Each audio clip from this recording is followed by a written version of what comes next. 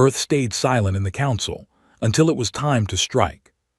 The vote was already halfway done before I sat down. I could feel it in the room the way you feel a storm before the first drop of rain hits the ground. 214 delegates packed into the grand chamber, and not one of them was looking at me. They never looked at me. That was the point. I was Commander Yusra Khalid, senior attaché for the Earth delegation to the Galactic Conclave, and in 6 years of sitting in this hall, I had not said a single word on the record. Not one. The presiding chair, a tall, iridescent creature called Delegate Voron of the Solving Collective, was moving through the preliminary motions at a pace that told me everything. He was rushing.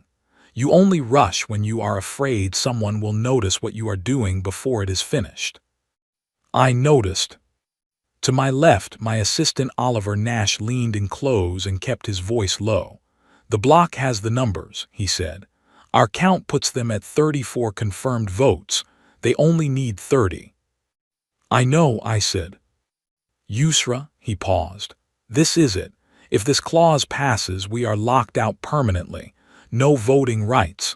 No standing to propose legislation. Earth becomes a guest in a room we technically belong to." I looked straight ahead at the curved wall of the chamber. It was made of some mineral that shifted color slowly, cycling between deep blue and pale gold depending on the light source. I had spent 6 years staring at that wall. I had memorized every shift in its color the way a person memorizes the face of someone they love or someone they fear.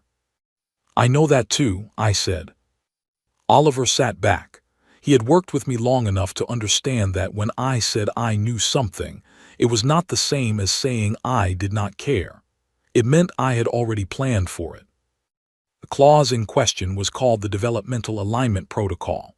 The name sounded almost kind, almost reasonable. It was written in the careful language that powerful civilizations use when they want to do something that sounds acceptable but is not. What it meant, stripped of the diplomatic phrasing, was this: any member of the Galactic Conclave that fell below a specified technological index would be reclassified as an observer nation. Observer nations could attend sessions. They could not vote. They could not propose motions. They could not hold committee chairs or block resolutions. Humanity had joined the conclave 11 years ago. Our technology index was improving, but we were still below the threshold.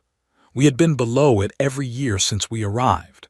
The threshold, as it happened, had been carefully calculated so that only one current member nation fell below it. Just us. I had read the original draft of this clause 8 months ago, in a document that I was not supposed to have access to. The document had been passed between 3 senior members of the bloc in an encrypted format. The encryption had taken our intelligence team 4 days to break. When I read the finished translation, I sat alone in my quarters for a long time and did not speak to anyone. Not because I was shocked, because I was deciding what to do about it. Delegate Voron called for the first round of speaker registrations. Delegates rose from across the room, their translator badges chirping softly as they registered their intent to speak. I counted 12 speakers from the bloc, 5 from the Solving Collective alone. They had rehearsed this. They were going to talk this clause into existence with the confidence of people who had already won. I did not register to speak. Oliver watched the registration board with growing tension. I could see his jaw tighten. He was a good man, Oliver, 31 years old, from Bristol, with a careful, precise mind and a deep, genuine belief that the right argument delivered at the right moment could change almost anything. He had been chosen for this assignment because he was brilliant. I had kept him because he was honest even when honesty was inconvenient. "They're going to open the floor," he said. "Yusra, if you're going to register." "Not yet." The first speaker rose. It was Delegate Shemka of the Vrethkai Empire, a broad creature with layered scales that changed color when emotion moved through them. Shemka's scales were a steady gold. That was Vrethkai for confidence. He spoke for 9 minutes about the importance of maintaining standards within the conclave. He used the word maturity 7 times. He never once said the word human. He did not need to. I watched him the way I had learned to watch all of them, not just listening to the words, watching the pauses, watching which delegates shifted in their chairs when he made certain points, watching who looked at their neighbor and who looked at the floor. I had been doing this for 6 years. I had filled 43 private journals with observations. I could read this room the way a navigator reads a star chart. The second speaker took the floor, and the third, and the fourth. The arguments were smooth and well prepared. Each one added a new layer to the same simple idea. Standards matter, the conclave must protect its integrity, this is nothing personal. Delegate Aleph of the Solving Collective used the phrase "in the spirit of cooperation" 4 times in 5 minutes. I had noted that phrase before. The Solving used it specifically when they were doing something that had no cooperative spirit in it at all. Halfway through the 5th speaker, Oliver slid a handwritten note across the table to me. It read, 37 confirmed. They have more than they need. If you move now, there's still time. I folded the note and placed it in my jacket pocket. Then I picked up my stylus and wrote one word on my notepad and turned it so Oliver could read it. It said, "Wait." He closed his eyes briefly. I almost felt sorry for him. Almost. The thing about waiting is that most people cannot do it. Not really.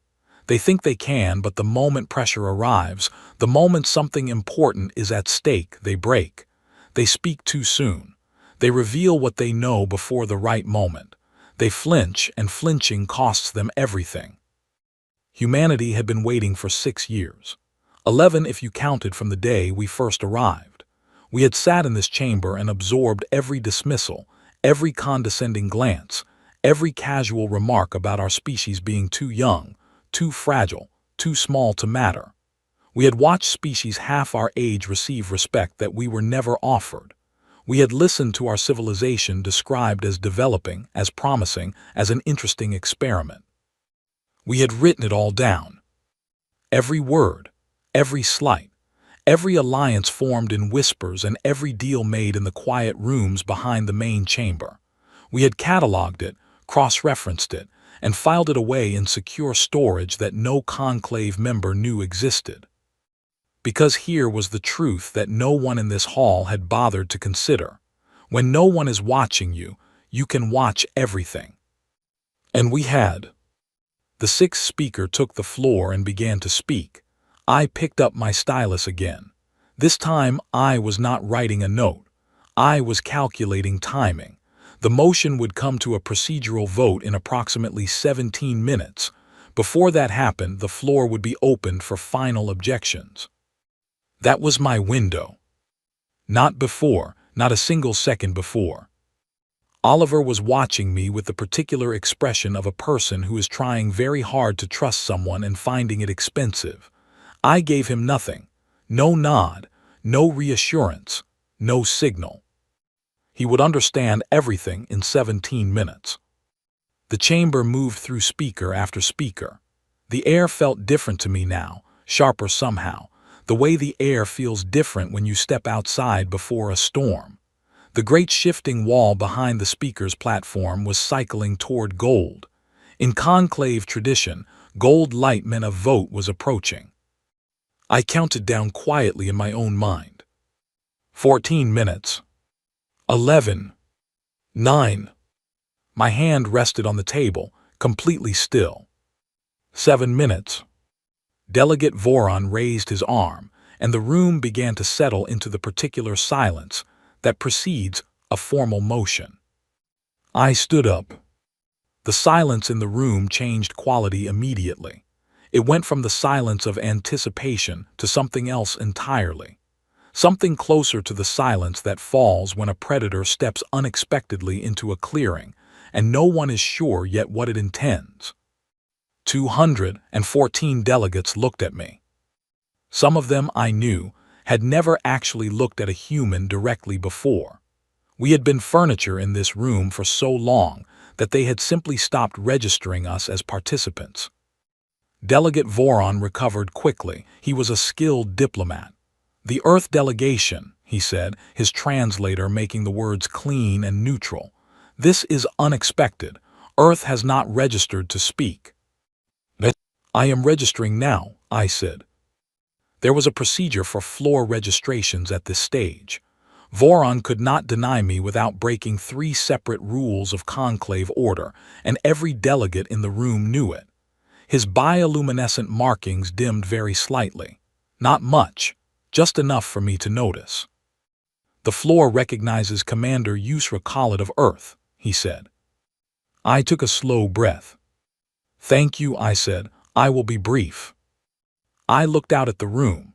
All those faces, those scales, those compound eyes, those layered membranes and bioluminescent patterns and color-shifting skins.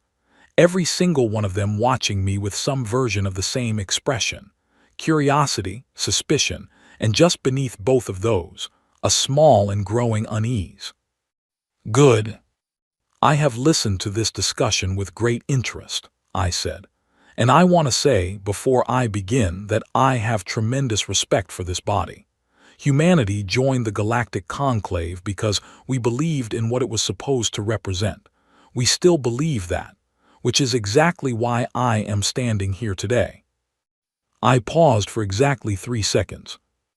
"I would like to ask Delegate Shemka of the Vrethkai Empire a direct question." Shemka's scales shifted, not gold anymore. Something between gold and a pale, uncertain green. "Delegate Shemka," I said, "could you please explain to the chamber why the Vrethkai fleet projection submitted to the Conclave Defense Review last year listed 412 active warships in the outer corridor?" The room was absolutely silent. "Because," I continued, "the actual number, as verified by independent observation logs that my team has been quietly compiling for 4 years, is closer to 290, and most of those have not performed a live operational exercise in over a decade." Shemka did not move. His scales had gone completely pale. I looked slowly around the room. "I have more questions," I said, "but I think we should take them one at a time." And the Galactic Conclave, for perhaps the first time in its 400-year history, had absolutely nothing to say. I sat back down, folded my hands on the table and waited. I had always been good at waiting. The room did not recover the way a room normally recovers after a surprising moment. Usually there is noise, overlapping voices, delegates leaning to consult with their aides, the low mechanical hum of translator badges processing rapid speech. All of that happened, but underneath it there was something else, something I had not expected to feel so strongly. A charge in the air, like the moment before a power circuit closes and current begins to flow. I had started something. I had started it very deliberately, and I could not stop it now even if I wanted to. I did not want to. Oliver was completely still beside me. He was not writing. He was not checking his notes. He was simply watching the room unfold with the focused expression of someone watching a building they have always believed was poorly constructed begin to show its cracks. Delegate Voron called for order 3 times before the noise began to subside.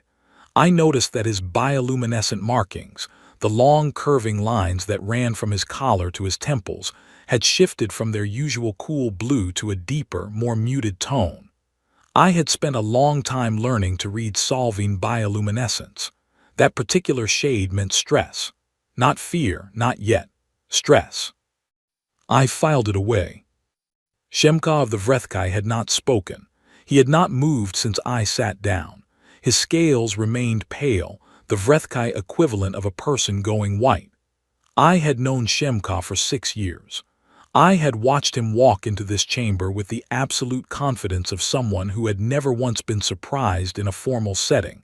That confidence was gone. What replaced it was calculation. I could see it. He was running numbers, trying to figure out how much I knew and how much I could prove and what the gap between those 2 things might cost him. I could have told him the gap was very small. Voron's voice cut through the settling noise. The chamber will come to order. Commander Khalid, you have made a direct claim concerning the military data of a member nation. I must remind you that this claim requires formal verification through the Conclave Evidence Protocol before it can be entered into the record. Of course, I said. I am prepared to submit the full observation log today. It runs to approximately 900 pages. I can also provide the methodology used to compile it if the chamber would find that useful. There was a long pause. 900 pages, Voron said. Yes, give or take. Another pause. Somewhere to my left, I heard a delegate from one of the smaller border nations make a sound. It might have been a laugh, quickly suppressed. This is highly irregular, Voron said. I agree, I said. Irregular things sometimes need to be said. I was being polite. I was being measured and respectful and careful with my tone. That was intentional. I did not want to look like someone attacking.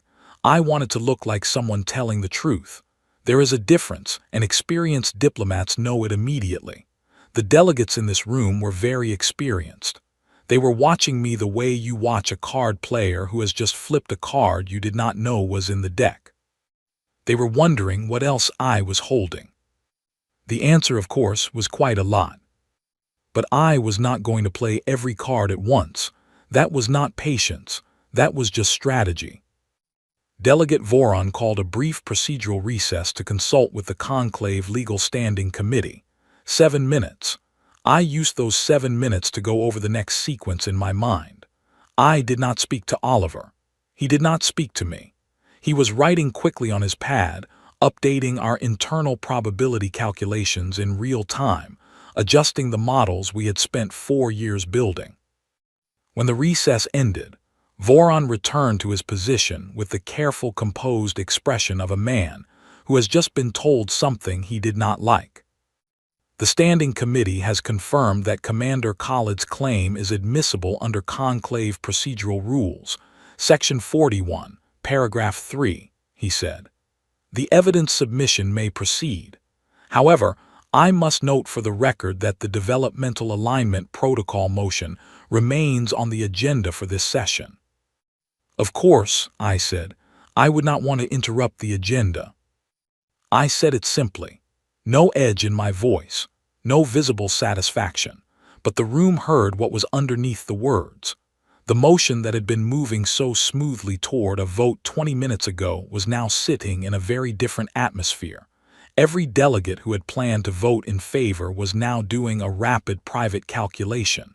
If Earth has 900 pages on the Vrethkai, what might they have on us? The answer in most cases was quite a lot. I had not opened the main file yet. I was not going to open it in pieces. That was not the point. The point was not to destroy anyone. The point was to make every member of this chamber understand fully and permanently that Earth had been paying attention. That we had always been paying attention. While they had been talking over us and around us and through us, we had been in the corners of every room, reading the documents that were left carelessly on tables, and memorizing the conversations that people have when they think the quiet ones are not listening. Nobody had ever thought to watch the humans. We were too new, too small, too unimportant. It was the most useful thing anyone had ever done to us. Delegate Aelith of the Solving Collective requested the floor. Voron granted it. Aelith was one of the smoothest speakers in the conclave, a creature with a calm, almost musical way of delivering even difficult messages. She was also, as I knew very well, one of the 3 architects of the Developmental Alignment Protocol. We appreciate Commander Khalid's contribution to this session, Aelith said. However, the Standing Committee's review of the Vrethkai data will naturally take some time. I wonder if we might proceed with the scheduled vote while that review is conducted. The 2 matters are unrelated. It was a good attempt, clean, professional, and almost convincing. With respect, I said, before Aelith had fully sat down, I believe the matters may be more related than they appear. Aelith paused. Could the commander clarify? Certainly, I said. The Developmental Alignment Protocol uses a technological index to define membership status. I am simply noting, for the record, that the data submitted by multiple member nations to support that index may benefit from careful review before we proceed. I would not want the conclave to make a permanent decision based on figures that might require correction. I said it calmly. I said it the way a person states a simple and obvious fact. Across the room, I watched the reaction move through the chamber like a visible wave.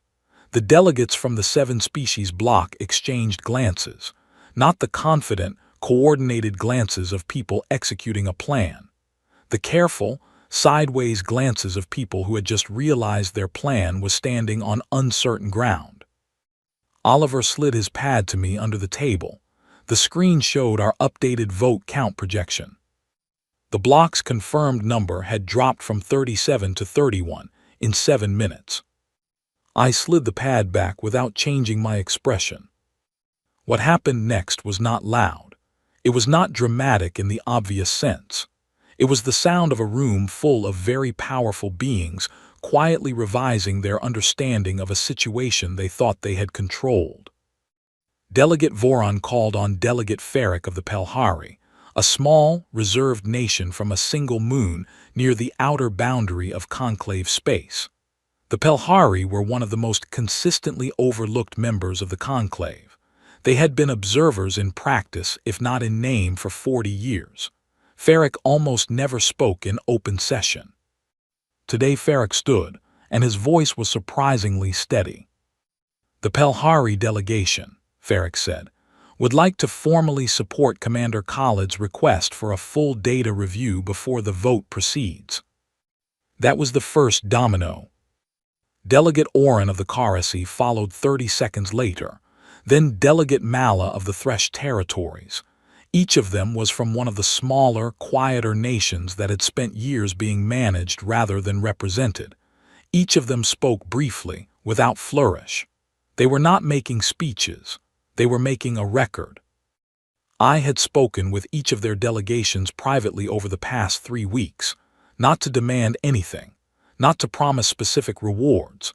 I had simply shared information with them, freely and completely, told them what I knew about the debts being held over their governments, about the resource agreements that had been rewritten without their full understanding, about the decisions made in their names by larger powers who had not asked for permission. I had given them facts. I had let them decide what to do. They had decided. The block's number dropped to 26, then to 22. Delegate Voron called for another recess, and this time it lasted 22 minutes. When he returned, his bioluminescent markings had shifted again, now cycling between the muted stress tone I had noted earlier and something new. Something that read, in my notes from years of study, as resignation. He announced that the vote on the Developmental Alignment Protocol would be postponed pending a full data verification process. It would never come back to the floor. I knew that before he finished the sentence. The block's window had closed.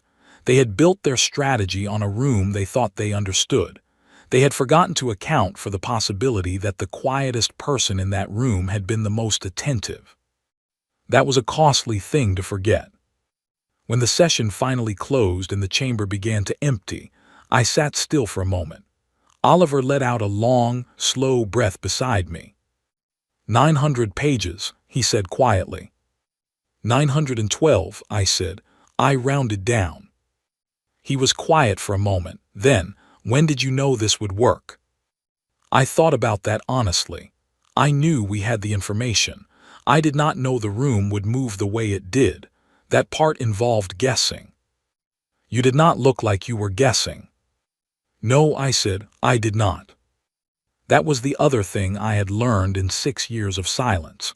When you finally speak, you speak as though the outcome is already settled, not because you are certain, but because certainty is the one tone that other people find very difficult to argue with. I gathered my materials, stood up, and walked toward the exit. Delegates moved aside as I passed, not dramatically, just slightly. The small unconscious adjustment that people make when they are recalculating someone's position in a room. We had been invisible for a long time. That was over now. I did not know yet whether that was fully a good thing. The allies we had made today were genuine. I believed that. But the enemies we had made were also genuine. And enemies made in rooms like this one tend to have long memories and patient plans. I had a long memory too. And I was not done yet. The message came at 2:30 in the morning. Not an official channel. Not a formal diplomatic relay. It came through a private encrypted line that only 12 people in the entire conclave building even knew existed, and it came from a sender address I recognized immediately. It was from Delegate Aelith, the Solving. I read it standing in the small corridor outside my quarters, still fully dressed because I had not yet managed to sleep. The message was 4 lines. The first line asked for a private meeting. The second line named a time, tomorrow, early morning before the chamber opened. The third line named a place, a neutral conference room on sublevel 4, which no delegation officially claimed. The fourth line was the one that kept me awake for the rest of the night. It said, "We know what you have not yet used. We would like to discuss terms." I read it 3 times. Then I forwarded it to 2 people only. The first was Oliver. The second was Dr. Claire Hopper, our intelligence coordinator, currently stationed on Earth but connected to our network at all times through a secure link that had never once been detected in 4 years of operation. Claire's response came in 6 minutes. It said, "They know about the secondary file. We need to decide how we want this conversation to go." I typed back, "I will handle it directly." A longer pause, then, "Be careful." I put the communicator away. I looked at the wall of the corridor for a moment.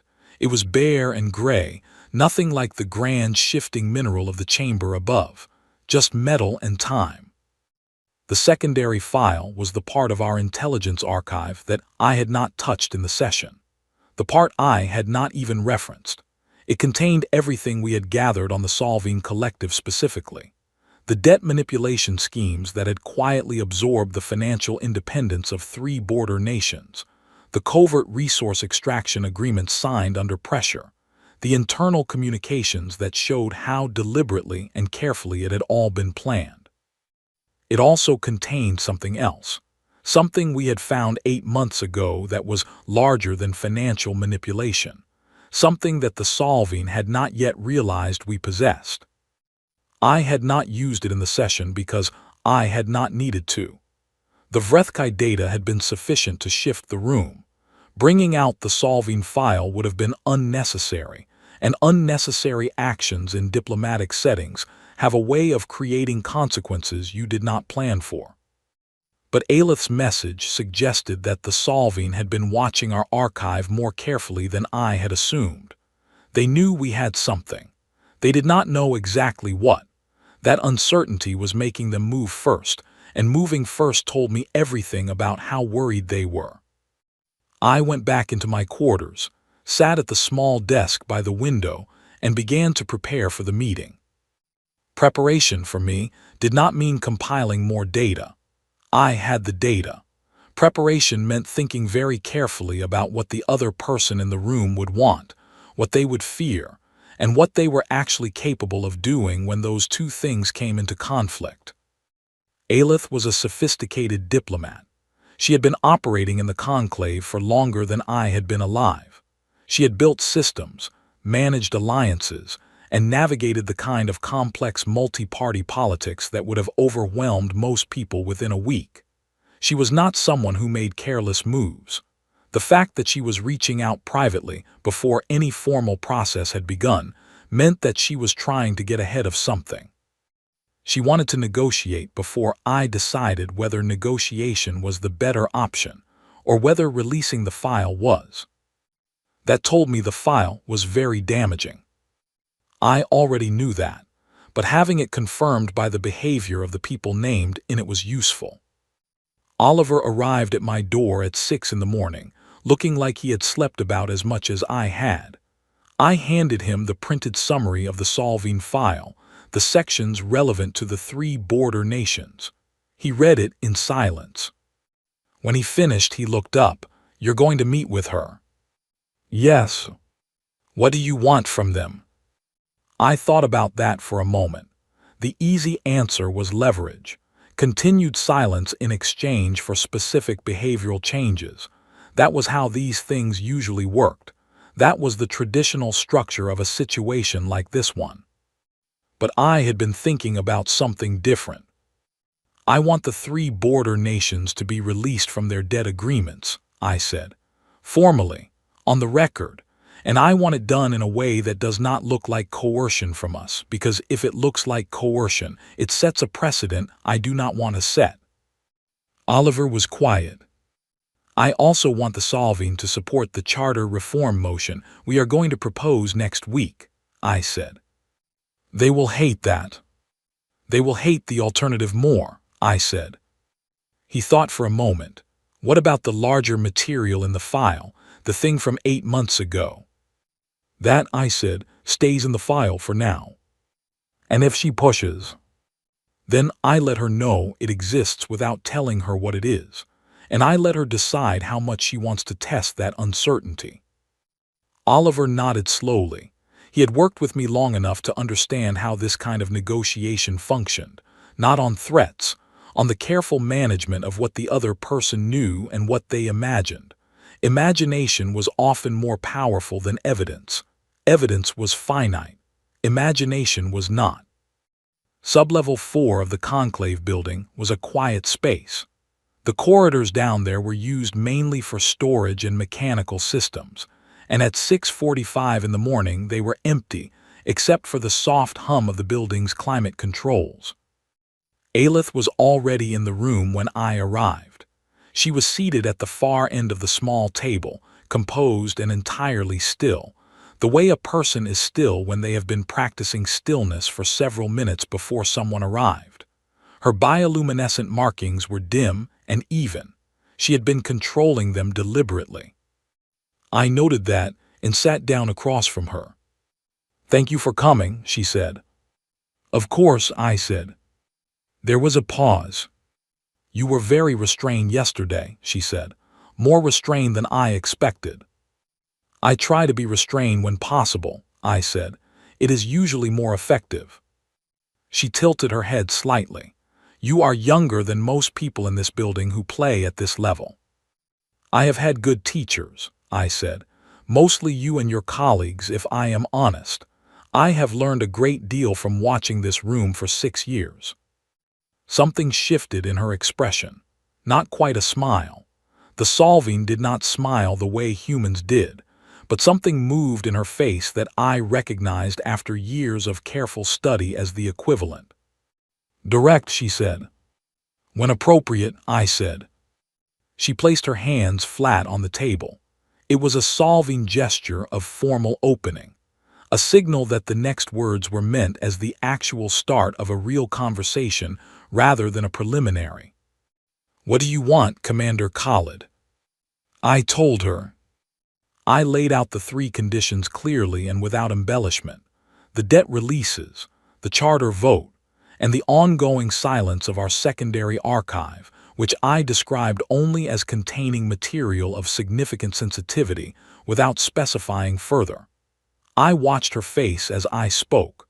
Her markings did not change, which meant she had already anticipated at least 2 of the 3 conditions. When I finished, she was quiet for a moment. "The charter reform will affect solving interests significantly," she said. "Yes," I said. "It will affect them in ways that are legally and procedurally appropriate, which is different from harmful." "You make that distinction sound simple." "It is not simple," I said, "but it is real." Another pause, and if we agree, you retain the secondary file. "It exists," I said. "I cannot make it not exist. What I can tell you is that I have no interest in using it as a weapon. I have an interest in a conclave that works correctly. Those are 2 different goals, and only one of them requires me to release anything." She studied me for a long time. I held her gaze and did not fill the silence. Humanity has been very quiet for a very long time, she said finally. Yes, I said. That was a strategy. Yes. She looked at the table, then back at me. It was a very good one. I did not answer that. There was no answer needed. We both understood what had happened in the 11 years since Earth joined the conclave, and we both understood what it meant now.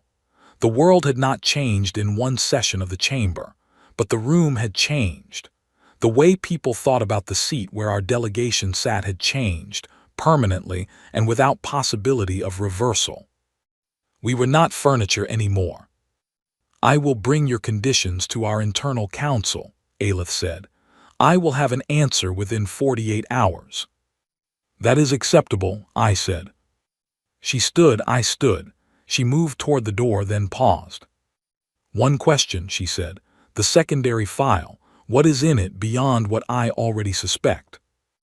I looked at her carefully. I think, I said, that the more useful question is what you would like to make sure is never relevant. She was quiet for a moment, then she walked out. I stayed in the room for a while after she left. The hum of the building systems was steady around me. Somewhere above, the grand chamber was beginning to fill with delegates preparing for the morning session. Ordinary business, routine motions, the kind of work the conclave did every day. I pulled out my notebook and wrote one short note to myself. It said, Day 1. Because that was what it was. Everything before this had been preparation. Everything before this had been learning and watching and waiting for the moment when speaking would mean something real. Today was day 1 of what came next. I closed the notebook, put it in my jacket pocket, and walked back upstairs. There was a great deal of work still to do. The 48 hours that Aelith had asked for became 36. I was in the middle of reviewing survey data with Oliver when the secure message arrived. It was brief. It confirmed all 3 conditions. It included a proposed timeline for the debt releases and a draft statement of support for the charter reform. The language of the statement was careful and measured, designed to make the solving support look principled rather than pressured. I read it twice, handed it to Oliver, and said, Tell Claire it worked. He read it, a slow breath. This is real.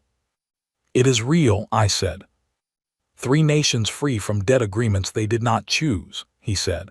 That is not a small thing, Yusra. No, I said, it is not.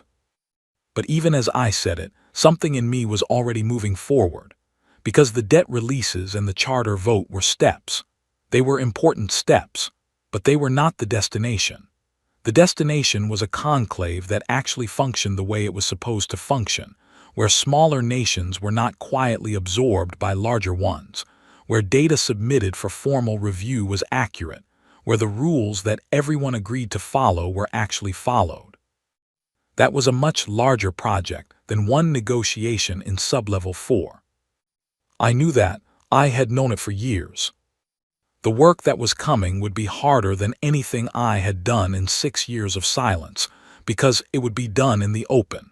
In the open, every move was visible. Every choice could be challenged. Every alliance we built could be identified and targeted by the people who wanted the old order to continue. Before the morning session began, I went to see Delegate Ferric of the Pelhari. His delegation occupied one of the smallest offices in the building.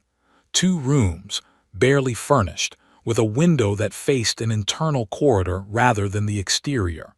The Pelhari had been assigned that space when they joined the conclave and had never been moved to better quarters.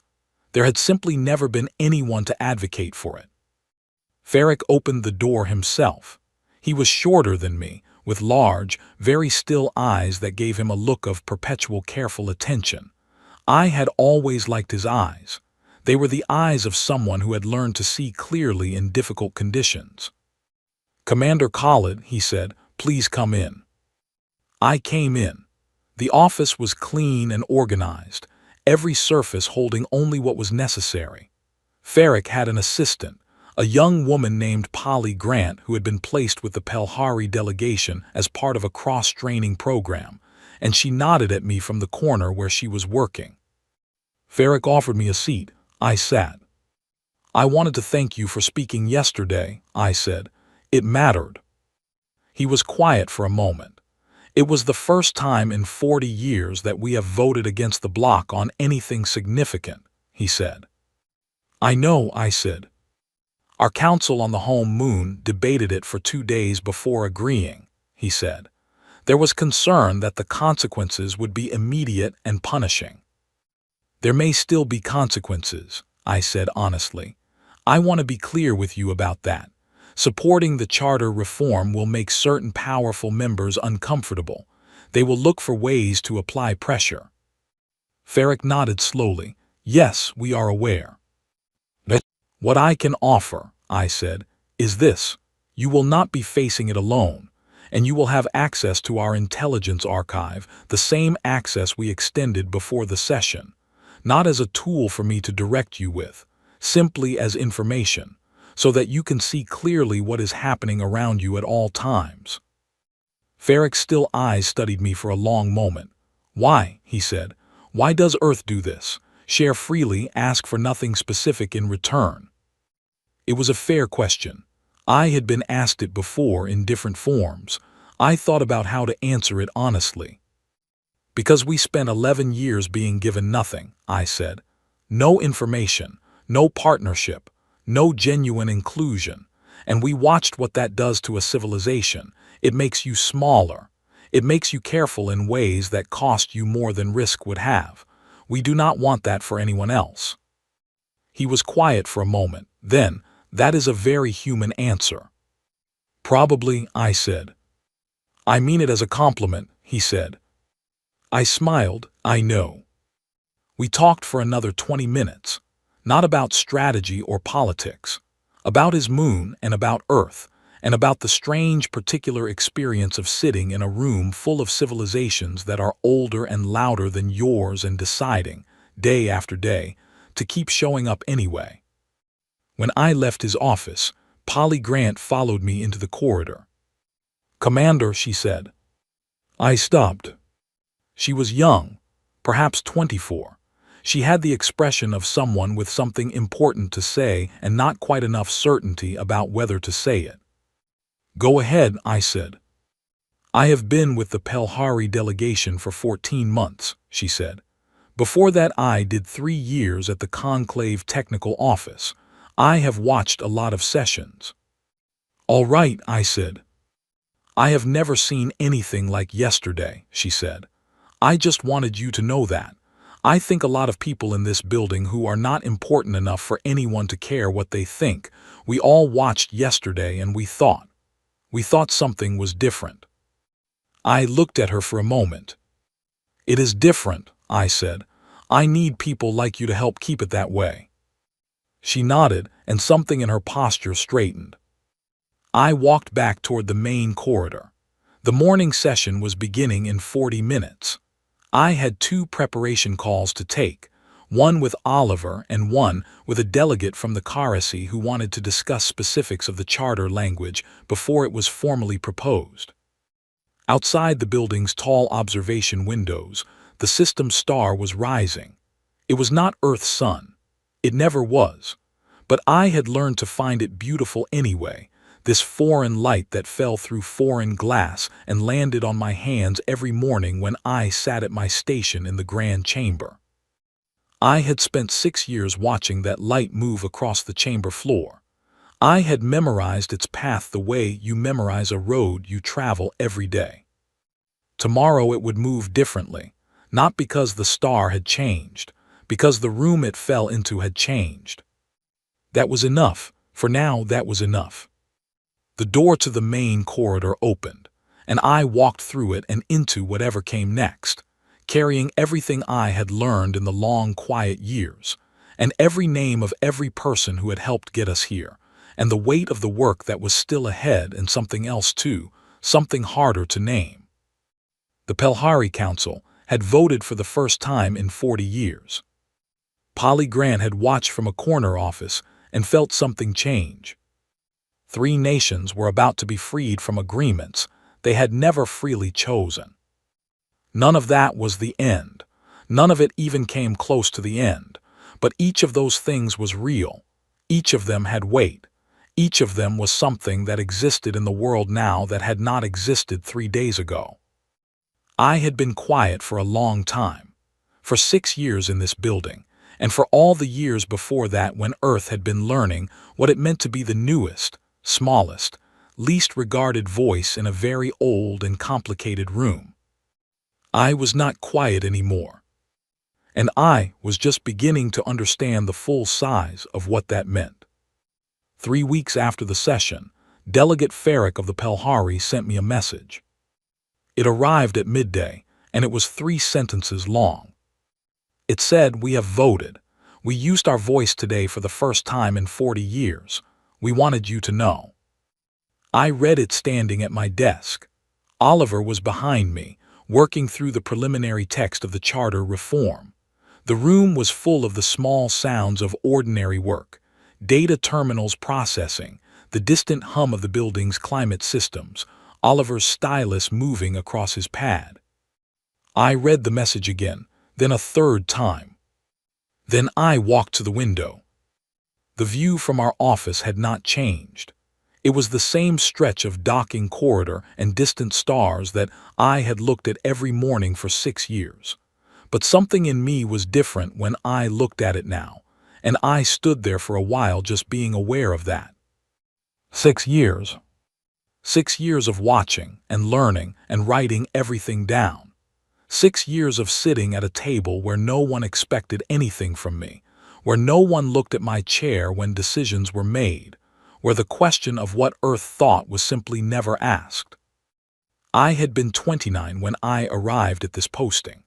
I had been young enough to find the invisibility painful, old enough to eventually understand its value. There had been nights early on when I had written in my personal journal about the frustration of being overlooked, about the feeling of sitting in a room full of powerful voices and having none of my own. I had not written like that for a long time. Because somewhere in the middle of those 6 years, something had shifted. The invisibility had stopped being something done to me and had become something I was choosing. That was a different thing entirely. That was agency. And once I understood it as agency, the frustration disappeared and what replaced it was something closer to focus. Pure, patient, absolute focus. My colleague Dr. Claire Hopper had visited the station once, 14 months ago, for a coordination review. She had sat across from me in the same Sublevel 4 conference room where I later met Aelith, and she had asked me a question that I had thought about many times since. She had asked, "How long can you sustain this?" Meaning the silence, meaning the discipline, meaning the daily practice of having something to say and choosing not to say it because the time was not yet right. I had told her I did not know, and that was true at the time. Now I knew the answer. As long as necessary. That was the answer. You sustain it as long as it needs to be sustained, because the alternative is spending your words before they can do anything real, and wasted words are the most expensive thing there is in a room like the Galactic Conclave. But here was the thing I had not known when Claire asked that question, the thing I had only begun to understand in the weeks since the session. Sustaining the silence had cost something. Not my confidence, not my resolve, but something quieter and more personal. Something that had to do with all the moments in 6 years when I had heard something said in that chamber that was unjust, that was cruel in its quiet procedural way, that had real consequences for real people and real civilizations, and I had written it down and filed it and kept my face neutral and waited. There were 3 nations under debt agreements that had been signed under pressure, and we had known about those agreements for almost a year before we used the information. A year. I had made the right strategic decision. I had not moved until the moment when moving would produce the maximum outcome. I understood that. I still believed it. But right and costly can be the same thing. Those two things do not cancel each other out. And I needed to be honest about that, at least with myself. Because if I was not honest about it, then the next time a situation like that arose, I might make a worse choice without knowing why. That was the thing about playing a long game. The longer the game, the more you had to carry. Every decision you made in service of the eventual outcome had a weight. The weight did not disappear when the outcome arrived. It stayed. And what you did with it after was a separate question from whether you had been right. Oliver set down his stylus. The RSC delegate confirmed. She will co-sign the charter language. Good, I said, still at the window. That gives us 7 co-signatories. We need 9 for the formal proposal. We will have them by Thursday, he said. Farrick confirmed the Pelhari this morning, and Delegate Rowe of the Marantha's system said yesterday he was close. I turned from the window. What is Rowe waiting for? He wants a private conversation with you first, Oliver said. Not about the charter specifically. He wants to talk about the ethon. I paused. The ethon theocracy was the part of this situation that I had not yet addressed publicly, and that was deliberate and complicated in ways that the solving negotiation had not been. The ethon were the most respected voice in the conclave. They had held that position for longer than most current member nations had been spacefaring. Their authority was not based on military power or economic weight. It was based on the universal perception that they were principled, fair, and deeply committed to the ideals that the conclave was founded on. That perception was not entirely wrong, which was what made the other part so difficult. The suppressed first contact signals had been in our archive for 8 months. 2 civilizations, small ones, pre-spacefaring, located within territory the ethon held jurisdiction over. Both civilizations had been broadcasting for years. Both were completely unaware that anyone had received their signals. The ethon had received them. The ethon had not reported them to the conclave, as was required under the First Contact Disclosure Statute that the ethon themselves had helped write 60 years ago. I had gone over this every way I could think of. The ethon were not doing it from cruelty. I was fairly sure of that. The signals came from within a resource-rich region, and the most likely explanation was that acknowledging the civilizations would trigger a complex territorial and sovereignty review that the ethon wanted to avoid for reasons that were practical rather than malicious. Practical and wrong were also not opposites. They could exist together. I had not brought the ethon information forward in the session because I had not needed to, and because using it as direct pressure would have destabilized the most respected institution in the conclave at a moment when I needed the conclave to function. That was a judgment call. It was a call I had made and I stood by it. But it could not stay in the archive indefinitely. The 2 civilizations were still broadcasting. They were still unaware. That was not something I could file away forever. I needed to talk to the ethon. Not in a session, not with evidence laid on a table. I needed to sit with their high delegate, a quiet and careful woman named Delegate Vale, and have a real conversation. Delegate Vale was someone I had watched for 6 years with great attention. She was not like Shemka or Aleph. She was not operating from ambition or from institutional self-preservation in the way that most senior delegates were. She was genuinely committed to the ideals she represented. I believed that completely. Which meant the conversation I needed to have with her was not a negotiation. It was something harder. It was telling someone you respect that they have made a serious mistake and asking them to correct it. Those conversations were harder than the ones in Sublevel 4. Strategies did not help much with them.